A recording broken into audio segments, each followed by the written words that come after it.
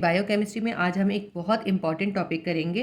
वो टॉपिक है हमारा न्यूक्लिक एसिड। न्यूक्लिक एसिड जब हम पढ़ेंगे तो हम ये आज जानेंगे कि न्यूक्लिक एसिड क्या होता है, कैसे फॉर्म होता है और इसकी कॉम्पोजिशन क्या होती है, और दूसरा इसकी टाइप्स कौन कौन सी हैं। न्यूक्लिक एसिड जो है 1869 में फ्रेडरिक मिस्चर नामी एक साइंटिस्ट था। उसने एक जो पस सेल होता है ना, जो कि कोई भी पस पड़ जाती है, किसी ज़ख़म के अंदर पस आ जाती है, उस पस सेल के न्यूक्लियस से कुछ सब्सटेंस निकाला। उस सब्सटेंस को क्योंकि उसने न्यूक्लियस से निकाला था, एक तो ये वजह थी, और दूसरा उसकी नेचर जो थी वो एसिडिक था, इसलिए उस सब्सटेंस का नाम दे दिया न्यूक्लिक एसिड। ठीक है, न्यूक्लिक एसिड क्या है? न्यूक्लियस के अंदर पाया जाता है ये, और क्योंकि एसिडिक नेचर होती है इसलिए इसका नाम न्यूक्लिक एसिड रख दिया। इसको न्यूक्लिक एसिड नाम तो इसीलिए दिया था क्योंकि ये न्यूक्लियस से निकला था, लेकिन इस बाद में ये मालूम हुआ कि ये सिर्फ न्यूक्लियस में ही नहीं बल्कि साइटोप्लाज्म में भी पाया जाता है, क्योंकि कुछ जो प्रोकैरियोट थे उनका जब ऑब्जर्व किया गया था उनके अंदर भी न्यूक्लिक एसिड मौजूद था। ठीक है, अब न्यूक्लिक एसिड तो मैंने आपको बता दिया कि कैसे डिस्कवर हुआ। हम इसको डिस्कवर नहीं कहते, इसको आइसोलेट कहते हैं, क्योंकि फ्रेडरिक मिस्चर ने उसको न्यूक्लियस में से सेपरेट किया था। आइसोलेट मतलब है सेपरेट करना, इसलिए इसको कहते हैं आइसोलेटेड। ठीक है, ये तो उसका इंट्रोडक्शन हो गया।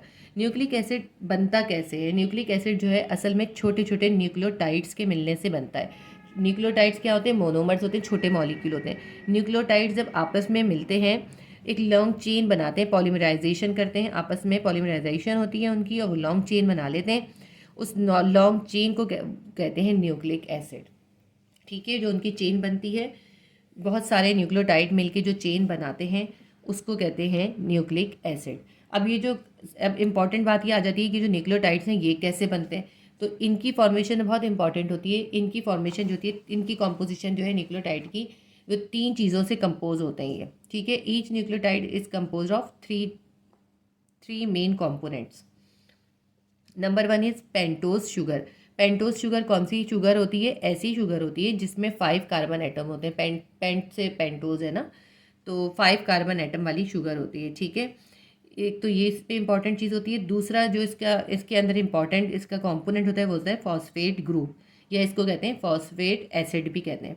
इसका फॉर्मूला होता है H3PO4। इसमें थर्ड जो चीज़ बहुत इंपॉर्टेंट होती है वो होती है नाइट्रोजनस बेस।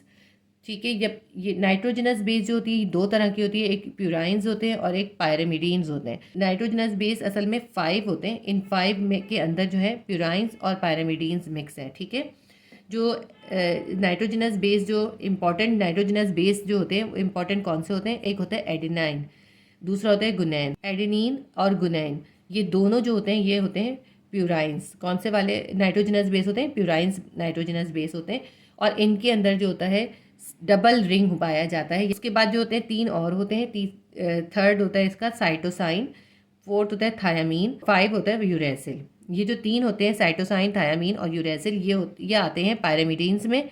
इनके अंदर सिर्फ सिंगल रिंग होता है। ये तो न्यूक्लियोटाइड हमने देख लिया किस किस चीज़ से बनते हैं। इन 3 चीज़ों के मिलने से बनते हैं, पेंटोज शुगर से, फॉस्फेट एसिड से और नाइट्रोजनस बेस। नाइट्रोजनस बेस इसमें से थोड़ा डिफरेंट हो जाते हैं, तो डिफरेंट तरह के न्यूक्लियोटाइड्स बनते हैं। न्यूक्लियोटाइड जिस वक्त कंपोज होते हैं या बनते हैं तो वो एक खास तरीके से बनते हैं। सबसे पहले पेंटोज शुगर जो होती है नाइट्रोजनस बेस से कंबाइन होती है। नाइट्रोजनस बेस से कंबाइन होने के बाद वो बना लेती है nucleoside.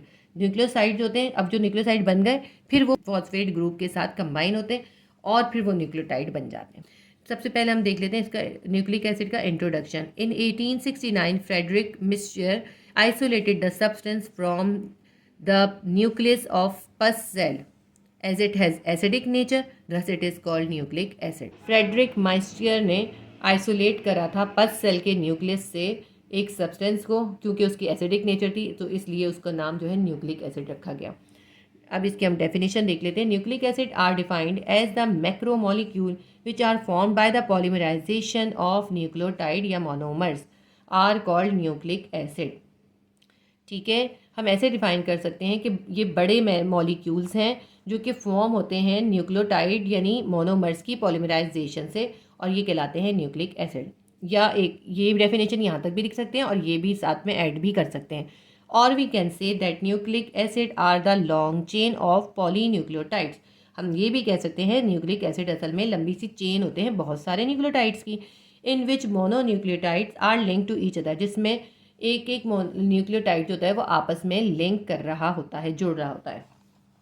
Composition of nucleotide, each nucleotide is compose of number 1 pentose sugar, number 2 phosphate group या phosphate acid, number 3 nitrogenous base.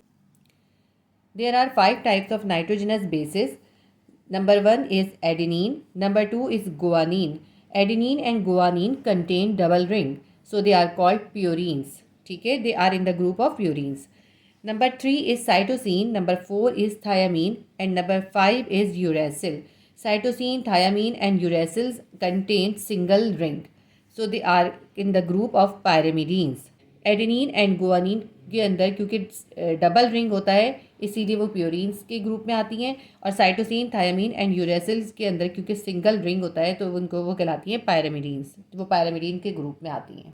Nucleic acid हमने समझ लिया, अब हम देख लेते हैं न्यूक्लिक एसिड की कितनी टाइप्स है।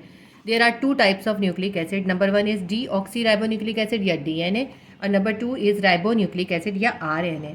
डी ऑक्सी राइबोन्यूक्लिक एसिड कैसा न्यूक्लिक एसिड होता है? It is made by deoxyribose sugar, thus it is called deoxyribonucleic acid।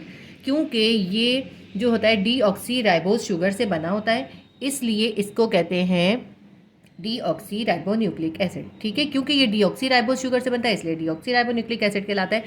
In deoxyribonucleic acid nitrogenous bases are cytosine, guanine, adenine and thiamine। DNA में या deoxy ribonucleic acid में जो nitrogenous bases होते हैं वो कौन से होते हैं? साइटोसिन और गुआनिन और एडेनिन एंड थायामीन। साइटोसिन जो होता है वो गुआनिन के साथ ट्रिपल बॉन्ड बनाता है, एंड एडेनिन जो होता है वो थायामीन के साथ डबल बॉन्ड बनाता है, और ये जो बॉन्ड बनते हैं ये हाइड्रोजन बॉन्ड होते हैं। मैं आपको ये दो शुगर बना के बता दूँ कि डीऑक्सी राइबोज जो शुगर होती है वो कैसी होती है। देखें, ये एक पेंटोज हमने शुगर बनाई, ठीक है, ये पेंटोज शुगर बनी, इसमें एक तरफ फॉस्फेट ग्रुप अटैच होता है, ये शुगर है, और यहाँ पे इसके साथ जो होता है वो नाइट्रोजनस बेस होता है। ठीक है, ये नाइट्रोजनस बेस इनमें से कोई भी होगा, नाइट्रोजनस बेस, ये नाइट्रोजनस बेस जो होता है इन चारों में से कोई भी हो सकता है, और यहाँ पे जो होता है इसके साथ यहाँ पे एच होता है, यहाँ पे ओ नहीं होता, तो ये होता है डीऑक्सी राइबो शुगर। ठीक है, क्योंकि इसके अंदर ऑक्सीजन नहीं होता इसलिए इसको कहते हैं डीऑक्सी राइबो शुगर। तो डीऑक्सी राइबोस शुगर जब फॉस्फेट और नाइट्रोजनस बेस के साथ मिलकर न्यूक्लियोटाइड बनाता है, और न्यूक्लियोटाइड से जो न्यूक्लियोटाइड आपस में ज्वाइन होकर जो चेन बनाते हैं वो होती है DNA या डीऑक्सी राइबोन्यूक्लिक एसिड की। अब हम देख लेते हैं राइबोन्यूक्लिक एसिड क्या है। Ribonucleic acid is form by ribose sugar, ये बनता है राइबोस शुगर से, thus it is called ribonucleic acid, इसीलिए इसको राइबोन्यूक्लिक एसिड कहते हैं। In RNA nitrogenous bases are, RNA में जो नाइट्रोजनस बेसिस होती हैं वो कौन सी होती हैं? Cytosine, guanine, adenine and uracil. इसमें जो थे थायामीन की जगह यूरेसिल होता है। अब इसका भी हम जो है स्ट्रक्चर बना के दिखा देती हूँ मैं आपको।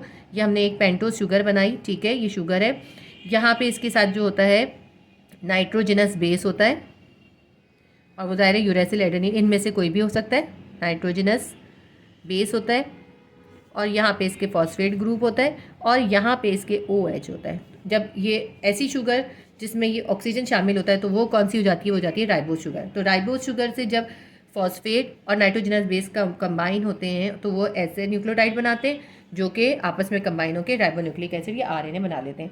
तो ये तो हमारी टाइप्स ऑफ न्यूक्लिक एसिड हमने शॉर्टली आपको बता दी।